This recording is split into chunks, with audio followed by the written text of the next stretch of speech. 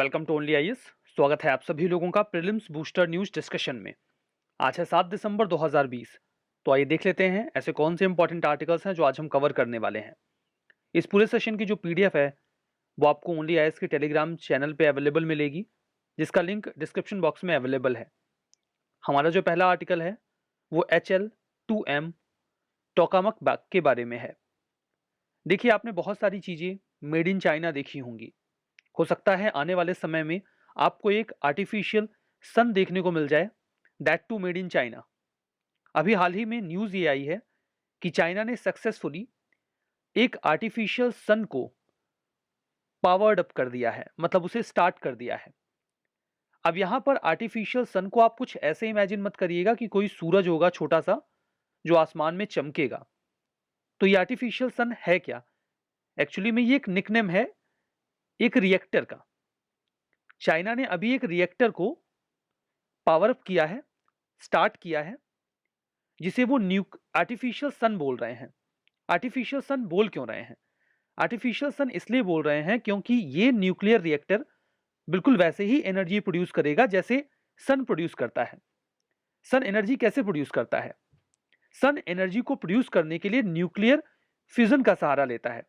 Fusion में दो जो न्यूक्लियस होते हैं वो आपस में फ्यूज होते हैं और फ्यूज होकर वो एक बड़ा न्यूक्लियस बनाते हैं जिसमें बहुत ही बड़ी मात्रा में एनर्जी रिलीज होती है। बिल्कुल इसी प्रक्रिया का इस्तेमाल इस HL2M टोकामक न्यूक्लियर रिएक्टर में किया जाएगा और ऐसा पहली बार होगा। इससे nuclear power research capability China की बहुत ज्यादा बढ़ जाएगी। अब देखिए, न्यूक्लियर पावर से एनर्जी बनाने के दो तरीके होते हैं। एक तो एक न्यूक्लियर को तोड़ दिया जाए दो हिस्सों में, इसे बोलते हैं न्यूक्लियर फिजन। और दूसरा होता है कि हम दो न्यूक्लियस को आपस में जोड़ दें, इसे कहा जाता है न्यूक्लियर फ्यूजन। न्यूक्लियर फ्यूजन की यह प्रक्रिया हमें सन में देखने को मिलती है और इसमें बहुत ही ज्यादा मात्रा में एनर्जी निकलती है। न्यूक्लियर फिजन का इस्तेमाल तो हम अभी तक न्यूक्लियर रिएक्टर्स में या न्यूक्लियर बॉम्ब्स बनाने में कर चुके हैं या कर रहे हैं, लेकिन न्यूक्लियर फ्यूजन की जहां पर हम दो एटॉम्स को फ्यूज करते हैं, उसके जो न्यूक्लियस है उनको फ्यूज करते हैं, ये अभी तक हम सक्सेसफुली नहीं कर पाए हैं। इसका रीजन ये है क्योंकि जब हम एटॉम्स को फ्यूज करते हैं तो बहुत ही ज्यादा मात्रा में एनर्जी रिलीज होती है। उस एनर्जी को हम कंट्रोल कैसे करेंगे? मतलब वो एनर्जी इतनी ज्यादा होती है कि उसे कंट्रोल करने के लिए हम जो भी इस्तेमाल करेंगे, चाहे वो लोहे का उसकी एक दीवार हो या फिर कंक्रीट की एक दीवार, वो उसको गला देगा, मेल्ट कर देगा। इन दैट केस उस एनर्जी को कंट्रोल कर पाना मुश्किल होगा। लेकिन इसके लिए कुछ ना कुछ सोल्यूशन तो निकाला जा सकता है और वही किया जा रहा है। इसके बारे में बात करते हैं। देखिए, ये चाइना का लार्जेस्ट और most advance nuclear fusion experimental research device है। एक प्रकार का रिएक्टर है जिसे वो आर्टिफिशियल सन बोल रहे हैं। ये कोई सूरज नहीं है जो आसमान में चमकता रहेगा, ऐसा कुछ नहीं है। ये एक रिएक्टर है जो एक पावरफुल क्लीन एनर्जी सोर्स को स्टार्ट कर सकता है। क्योंकि न्यूक्लियर फिजन में, जो हम न्यूक्लियर बॉम्ब्स में या रिएक्टर्स में इस्तेमाल करते हैं फिजन, उसमें बहुत ज्यादा न्यूक्लियर वेस्ट निकलता है, जबकि फ्यूजन में ऐसा नहीं होता। उसमें ज्यादा न्यूक्लियर वेस्ट नहीं निकलता, एनर्जी भी ज्यादा प्रोड्यूस होती है। इस मिशन का जो नाम है चाइना के, उसका नाम ईस्ट है, experimental advance super conducting tokamak. Location इसकी जो सिचुआन प्रोविंस है चाइना का, वहां पर है।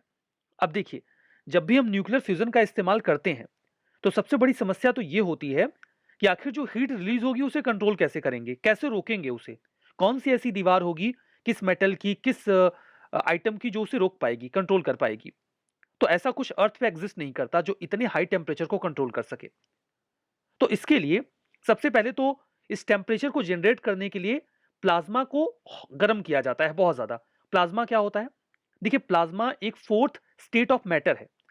जैसे सॉलिड, लिक्विड और गैस होता है, वैसे ही एक फोर्थ स्टेट होता है प्लाज्मा, जहां पर जो गैसेस होती हैं वो आयोनाइज्ड फॉर्म में होती हैं। तो सबसे पहले तो जो प्लाज्मा होता है, मतलब गैसेस आयोनाइज्ड फॉर्म में जिनमें इलेक्ट्रॉनिक चार्जेस होते हैं, उसे बहुत ज्यादा गर्म किया जाता है। और जब हम उसे गर्म करते हैं तो फिर ये फ्यूजन की प्रक्रिया स्टार्ट होती है और हीट जनरेट होती है। अब उस हीट को कंट्रोल करने के लिए किया यह जाता है कि ये दीवार है, इस दीवार में यहां पर हम फ्यूजन की प्रक्रिया कर रहे हैं। इसमें जो हीट निकल रही है वो यहां पर है। अगर ये इस दीवार को टच करेगी तो दीवार को गला देगी। लेकिन कुछ ऐसा हो कि ये हीट दीवार को टच ही ना करे, तो इस हीट को दीवार से अलग करने के लिए बहुत ही पावरफुल मैग्नेटिक फील्ड का इस्तेमाल किया जाता है। ये मैग्नेटिक फील्ड इस दीवार के भीतर ही इस एनर्जी को दीवार को छूने से रोकेगी, जिसकी वजह से इस हीट को यह मौका नहीं मिलेगा कि वो उस दीवार को गला सके, और इस तरीके से हम जो एनर्जी रिलीज होगी उसे कंट्रोल कर ले जाएंगे। चूंकि पूरी प्रक्रिया बिल्कुल वैसे ही है जैसे सन की होती है, इसलिए आर्टिफिशियल सन बोल रहे हैं। जो एनर्जी प्रोड्यूस होने वाली है उसकी संभावना है कि ये 1.150 मिलियन डिग्री सेल्सियस होगी, जो कि सन के कोर के टेम्परेचर का 10 टाइम्स ज्यादा है। सन के कोर का टेम्परेचर 15 मिलियन डिग्री सेल्सियस है और यहां पर 150 मिलियन डिग्री सेल्सियस की बात हो रही है। क्या मतलब ऐसा कौन सा मेटल है, ऐसी कौन सी धातु है धरती पे जो इसे कंट्रोल कर सकती है? डेफिनेटली कुछ भी नहीं। तो ये मैग्नेटिक फील्ड ही इसे कंट्रोल कर सकता है, क्योंकि ये इसे बाहर आने ही नहीं देगा। अब यहां पर देखिए, न्यूक्लियर फ्यूजन की बात करें तो ये सन का सोर्स ऑफ एनर्जी है। यहां पे एटॉमिक न्यूक्लियाई आपस में मर्ज होकर एनर्जी क्रिएट करते हैं। अगर हम इसे इस्तेमाल कर पाएं, जैसे यही प्रक्रिया अगर हम इस्तेमाल करके धरती पर हीट जनरेट कर पाएं, तो हम बहुत ही clean source of energy gain कर लेंगे और हमारी बहुत सारी समस्याओं का समाधान हो जाएगा।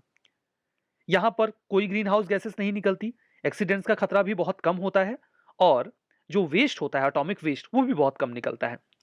तो इसमें काफी ज्यादा फायदे हैं। ठीक है, जो हमारा अगला आर्टिकल है वो भाषण 4 आइलैंड के बारे में है। अभी हाल ही में बांग्लादेश ने 1600 रोहिंग्यास रिफ्यूजीज को, जो भाषण 4 लो लाइंग आइलैंड है वहां पर ट्रांसपोर्ट किया। उन्होंने प्लान ये बना रखा है, जो कि काफी कंट्रोवर्शियल है, कि वो 1 लाख लोगों को ट्रांसपोर्ट करेंगे आइलैंड्स पर। अब यहां पर भाषण 4 आइलैंड पर 1600 लोगों को ट्रांसपोर्ट कर दिया गया। बहुत सारी दिक्कतें हैं, कंट्रोवर्शियल क्यों है? इस आइलैंड को 4 पिया नाम से भी जाना जाता है। इसकी लोकेशन आप मैप पे यहां पर देख सकते हैं। अब देखिए, ये हिमालयन सिल्ट से बना है। 2006 में ही ये समंदर के बाहर उभर के आया है। दिक्कत ये है कि जून से सितंबर के महीने में तो पानी में डूब जाता है जब मानसून सीजन आता है, और कोई फ्लड फेंसेस भी नहीं है जो पानी को यहां भरने से रोक सकती हो। ऐसी स्थिति में अगर वहां पर किसी को ट्रांसपोर्ट किया जा रहा है तो डेफिनेटली हम उसकी लाइफ को बहुत ही माइजरी में डाल रहे हैं, जबकि ऐसा किया जा रहा है। जून 2015 में बांग्लादेश की सरकार ने यह बोला कि वो जो रोहिंग्या रिफ्यूजीज हैं उनको रीसेटल करेंगे। अब देखिए, जो रोहिंग्याज हैं वो म्यांमार में काफी परसिक्यूटेड हैं, और इसी वजह से वो भागकर पड़ोसी देशों में आ रहे हैं, इंक्लूडिंग बांग्लादेश। अब उन्हें रिलोकेट करने का जो प्लान बांग्लादेश बना रहा है, ये कई सारे पर्सपेक्टिव से इनह्यूमन लगता है। अब उनका ये जो पूरा प्रोग्राम था उसे उन्होंने आश्रयन प्रोजेक्ट कहा था, जिसमें वो उनको दूसरी जगहों पे रिलोकेट कर रहे हैं। यूएन रिफ्यूजी एजेंसी ने इसे लॉजिस्टिकली चैलेंजिंग बोला, क्योंकि ऐसा करना काफी मुश्किल है और इससे जो रोहिंग्याज हैं उनकी लाइफ काफी परेशानी भरी हो जाएगी। भाषण 4 एक फ्लड प्रोन आइलैंड है। माफ करिएगा अगर मैं इसे गलत प्रोनाउंशिएट कर रहा हूं तो। यहां पर बहुत ही फ्रिक्वेंटली फ्लड्स आते हैं, और ये महज 20 साल पहले एग्जिस्टेंस में आया है। कंसर्न यह है कि आइलैंड फ्लड प्रोन है, फ्रिक्वेंट साइक्लोन्स यहां पर आते हैं, बहुत छोटा है, यहां पर रोहिंग्यास की बहुत ज्यादा पॉपुलेशन आ भी नहीं पाएगी, और अगर ओवर क्राउडिंग की गई तो प्रॉब्लम्स और भी ज्यादा बढ़ जाएंगी। यहां पर जो अगला आर्टिकल हमारा है वो state of the global climate report के बारे में है। इस रिपोर्ट को रिलीज किया जाता है वर्ल्ड मेट्रोलॉजिकल ऑर्गेनाइजेशन के द्वारा। ये जो state of global climate report 2020 है, ये बताता है कि ग्लोबल वार्मिंग का स्टेटस पूरी अर्थ पर चल क्या रहा है। 2020 में जो बातें निकल के आई वो ये थी कि 2020 का साल तीसरा सबसे गर्म साल रहा 2016 और 19 के बाद। जो ग्लोबल मीन सरफेस टेम्परेचर रहा जुलाई से अक्टूबर 2020 का, वो 1.2 डिग्री सेल्सियस ज्यादा रहा। किसकी तुलना में? प्री इंडस्ट्रियल बेसलाइन की तुलना में। तुलना हम वही करते हैं, 1850 से 1920 के बीच का 1900 के बीच का जो टेम्परेचर था उसे हम बेस बनाकर अब देखते हैं कितना ज्यादा हुआ, तो 1.2 डिग्री सेल्सियस ज्यादा रहा। और ये जो टाइम ड्यूरेशन हम बता रहे हैं जनवरी से अक्टूबर, इसके लिहाज से ये सेकेंड वार्मेस्ट ईयर रहा ऑन रिकॉर्ड अभी प्री इंडस्ट्रियल ईयर के बाद। 80% जो ओशियन एरियाज हैं उन्होंने कम से कम एक बार मरीन हीट वेव एक्सपीरियंस किया 2020 में। मरीन हीट वेव क्या होता है? जैसे गर्म हवाएं चलती हैं तो उसे हम हीट वेव बोलते हैं। अगर पानी गर्म होने लग जाए तो उसे मरीन हीट वेव बोलते हैं। अगर पानी नॉर्मल की तुलना में ज्यादा गर्म हो जाए और ऐसा वो 5 लगातार दिनों तक बना रहे, तो उसे मरीन हीट वेव कहा जाता है। जो ग्लोबल सी लेवल है वो भी 2019 जैसा ही बढ़ा है, और ऐसा ग्रीनलैंड और अंटार्कटिका के आइस शीट्स के पिघलने की वजह से हो रहा है। यहां पर देखिए, आगे वर्ल्ड मेट्रोलॉजिकल ऑर्गेनाइजेशन WMO के बारे में भी बात कर लेते हैं। ये एक इंटर गवर्नमेंटल ऑर्गेनाइजेशन है, 1950 में बनाया गया था। 193 मेंबर स्टेट्स और टेरिटरीज है। यूएन की एक स्पेशलाइज्ड एजेंसी भी है with the headquarter Geneva, Switzerland. ये 2 रिपोर्ट्स जारी करते हैं, ग्रीन हाउस गैस बुलेटिन और status of the world climate report. ठीक है, जो हमारा अगला आर्टिकल है वो Australian square kilometre array pathfinder के बारे में है। अब ये है क्या?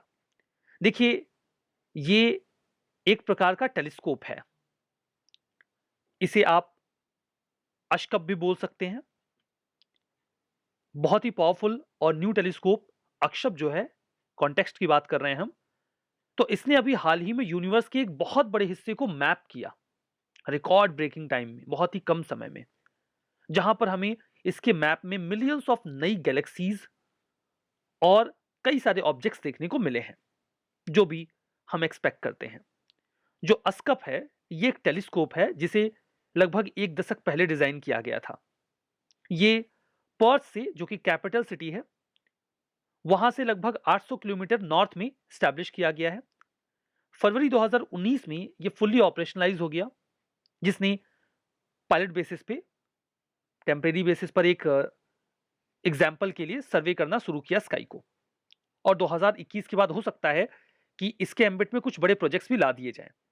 जो अस्कप का सर्वे है वो यूनिवर्स के स्ट्रक्चर और इवोल्यूशन को मैप करता है, वहां पर जो हाइड्रोजन गैसेस हैं, गैलेक्सीज हैं, उनको ऑब्जर्व करता है। इसकी सबसे खास बात यह है कि ये यूनिवर्स के एक बहुत बड़े हिस्से को कवर करता है, और इसीलिए बहुत ही ग्रेट डिटेल के साथ हमें यूनिवर्स के एक बहुत बड़े हिस्से की जानकारी मिल जाती है विद मैप। 80 जितना ये स्काई कवर कर सकता है वेस्टर्न ऑस्ट्रेलिया की उस लोकेशन से, वहां से लगभग 83% जो लोकेशन ऑब्जर्विंग एरिया है इसका, उसे अभी तक लोकेट किया गया है। जो अस्कप कॉन्टिनम सर्वे है, रैपिड अस्कप कॉन्टिनम सर्वे, कॉन्टिनम का मतलब लगातार जो सर्वे किया जा रहा है, इसे आप यूनिवर्स का गूगल मैप बोल सकते हैं। मतलब यूनिवर्स के बारे में हमें जानकारी मिल जाएगी कौन सी चीज कहां पर है, क्योंकि ये यूनिवर्स के एक बहुत बड़े हिस्से को कवर कर लेता है। ठीक है, देखते हैं अपना अगला आर्टिकल, जो कि कैनबिस के बारे में है। UN commission on narcotic drug ने अभी हाल ही में रिक्लासिफाई किया कैनबिस को और 4th शेड्यूल से बाहर कर दिया, जो कि most dangerous category of drugs की एक सूची थी, एक लिस्ट थी, जिसका भारत ने विरोध भी किया, क्योंकि कैनबिस यानी कि गांजा और कुछ मिलते जुलते जो ऐसे प्रोडक्ट्स इससे तैयार किए जाते हैं जो ह्यूमन लाइफ के लिए समटाइम्स डेंजरस होते हैं और क्वालिटी ऑफ लाइफ को डिग्रेड करते हैं। जो सीएनडी है, उसे 1961 का जो single convention on narcotic drug है, उसके शेड्यूल 4 से भी बाहर किया गया। इसके पहले कैनबिस को कुछ डेडलीस्ट जो एडिक्टिव ओपियोइड्स हैं, जो नशीले पदार्थ हैं, उनकी श्रेणी के साथ जोड़ा गया था। हीरोइन के पैरेलल इसे रखा गया था, लेकिन अभी हटा दिया गया। कई सारी यूरोपियन कंट्रीज मांग कर रही थी, क्योंकि मेडिसिन इंडस्ट्री में इसका काफी ज्यादा इस्तेमाल होता है। 4th शेड्यूल में होने की वजह से मेडिसिन इंडस्ट्रीज के ऊपर भी काफी ज्यादा रिस्ट्रिक्शंस होते थे, जिसे हटाने का वो लगातार प्रयास कर रहे थे। जो कैनबिस प्लांट होता है, WHO के मुताबिक ये एक जेनरिक टर्म है, जिसमें कई तरीके के साइको एक्टिव प्रिपरेशंस वाले प्लांट आ जाते हैं। साइको एक्टिव का मतलब ऐसे किसी प्लांट से है या किसी भी ऐसे पदार्थ से है जो हमारे दिमाग की फंक्शनिंग को हिंडर करता है, डिसरप्ट करता है। तो WHO के मुताबिक कैनबिस कैटेगरी में या इस जीनस में ऐसे प्लांट्स आते हैं जो सबसे ज्यादा ट्रैफिक किए जाते हैं या इलीगली कल्टीवेट किए जाते हैं। इसमें जो सबसे इंपॉर्टेंट साइकोएक्टिव कॉन्स्टिट्यूएंट है, जो तत्व है, वो है डेल्टा 9 THC। एनडीपीएस एक्ट के मुताबिक जो कैनबिस प्लांट है, उसका मतलब इस जीनस से बिलोंग करने वाले कई सारे प्लांट्स या पौधों से है। देखिए, वियना बेस्ड एक सीएनडी जो कमीशन ऑन नार्कोटिक ड्रग है, उसे 1946 में फाउंड किया गया था, जिसने डिसाइड किया कि दुनिया भर में जो ऐसे ड्रग्स हैं जो ह्यूमन लाइफ को नुकसान पहुंचाते हैं, हम उन्हें कंट्रोल करेंगे। शेड्यूल 4 में सबसे ज्यादा डेंजरस कैटेगरी के ड्रग्स को शामिल किया गया, जिसमें कैनबिस को भी डाला गया। इसके बाद इंडिया ने भी 1985 में अपने लिए एक कानून बनाया। उसमें बोला गया कि सभी देश अपने अपने कानून बनाकर इसे लीगलाइज करें। और इसके ऊपर रिस्ट्रिक्शंस इंपोज करें लीगल मैनर में। तो narcotics, drugs and psychotropic substance act 1985 India में आया, जिसके तहत कैनबिस को यहां पे इलीगल डिक्लेयर किया गया। तो यूएन एजेंसी ने इसे रिक्लासिफिकेशन में बाहर कर दिया 4th शेड्यूल से। तो इसका क्या मतलब है? क्या दुनिया भर में अब सभी लोग कैनबिस का इस्तेमाल बहुत फ्रिक्वेंटली करने लगेंगे? ऐसा नहीं है।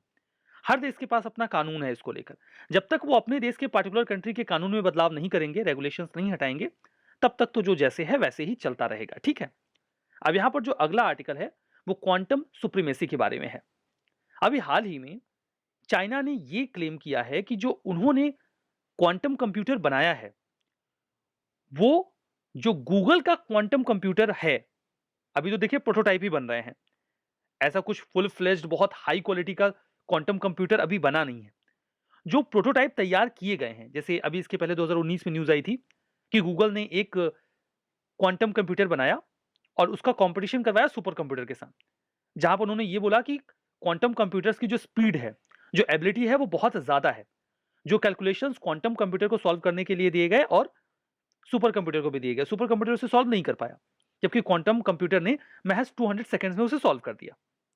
तो गूगल ने ये बोला कि अगर ये सुपर कंप्यूटर इसे सॉल्व करता भी तो उसे कम से कम 10,000 साल लगते सॉल्व करने में, जबकि क्वांटम कंप्यूटर ने महज 200 सेकंड्स में उन सभी कैलकुलेशंस को सॉल्व कर दिया। तो उन्होंने कहा कि हमारा जो सुपर क्वांटम कंप्यूटर है बहुत इफिशिएंट है। अभी चाइना ये कह रहा है कि हमारे पास जो हमने क्वांटम कंप्यूटर का प्रोटोटाइप तैयार किया है, वो गूगल के क्वांटम कंप्यूटर से 10 बिलियन टाइम्स ज्यादा तेज है। 10 billion times, you can understand. तो चाइनीज साइंटिस्ट अभी ये क्लेम कर रहे हैं कि उनका जो क्वांटम कंप्यूटर है वो ज्यादा तेजी से परफॉर्म कर सकता है। जो अभी दुनिया का सबसे एडवांस सुपर कंप्यूटर है, वो उससे 100 ट्रिलियन टाइम्स फास्टर है। देखिए, क्वांटम कंप्यूटिंग को ज्यादा सुप्रीम बताना, इसे कहा जाता है क्वांटम सुप्रीमेसी, जिसमें यह साबित करने का प्रयास किया जाता है कि जो मेन स्ट्रीम कंप्यूटर्स हैं, जो रेगुलर कंप्यूटर्स हम आप यूज करते हैं, या सुपर कंप्यूटर्स जो बहुत भारी भरकम कैलकुलेशंस के लिए यूज होते हैं, उनकी तुलना में क्वांटम कंप्यूटर ज्यादा बढ़िया है, बेहतर है, इफिशिएंट है। हम इसे साबित करने का प्रयास कर रहे हैं और इसे कहा जाता है क्वांटम सुप्रीमेसी। अब यहां पर जो रेगुलर कंप्यूटर्स होते हैं जो हमारे आसपास है, जिसे आप क्लासिकल कंप्यूटर कह लीजिए, कन्वेंशनल कंप्यूटर कह लीजिए, ये कंप्यूटर्स हमेशा बाइनरी सिस्टम में वर्क करते हैं। मतलब 0 और 1 के फॉर्म में ये चीजों को या इंफॉर्मेशन या डेटा को समझते हैं। तो इसी दो फॉर्मेट का इस्तेमाल किया जाता है, यहां पर बाइनरी सिस्टम का इस्तेमाल किया जाता है। जबकि क्वांटम कंप्यूटिंग में यह माना जाता है कि इनके बीच के भी कुछ इक्वेशंस हो सकते हैं जिनका इस्तेमाल कंप्यूटिंग में हो सकता है। मतलब चीजें इतनी आसान नहीं है कि आप 0 या 1 में चीजें कैलकुलेट कर लें। तो अभी चूंकि केवल यही मैकेनिज्म बाइनरी सिस्टम में इस्तेमाल करता है क्लासिकल कंप्यूटर, तो उनकी अपनी लिमिटेशंस हैं। वो एक लिमिट से ज्यादा स्पीड ग्रैब नहीं कर सकते, एक लिमिट से ज्यादा कॉम्प्लेक्स कैलकुलेशंस हैंडल नहीं कर सकते।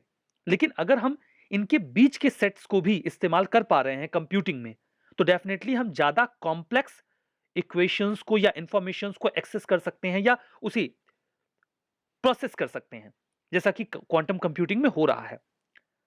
अगर ऐसा हो पाता है, प्रैक्टिकली इसका बहुत मेन स्ट्रीम में इस्तेमाल हो पाता है, तो क्वांटम कंप्यूटर्स काफी ज्यादा सुप्रीम साबित हो जाएंगे। इसे ही क्वांटम सुप्रीमेसी कहा जाता है। इस प्रकार के कॉन्सेप्ट को प्रपोज किया गया था 2012 में जॉन प्रेस्किल के द्वारा, जो कि थ्योरेटिकल फिजिक्स के प्रोफेसर हैं कैलिफोर्निया इंस्टीट्यूट ऑफ टेक्नोलॉजी में।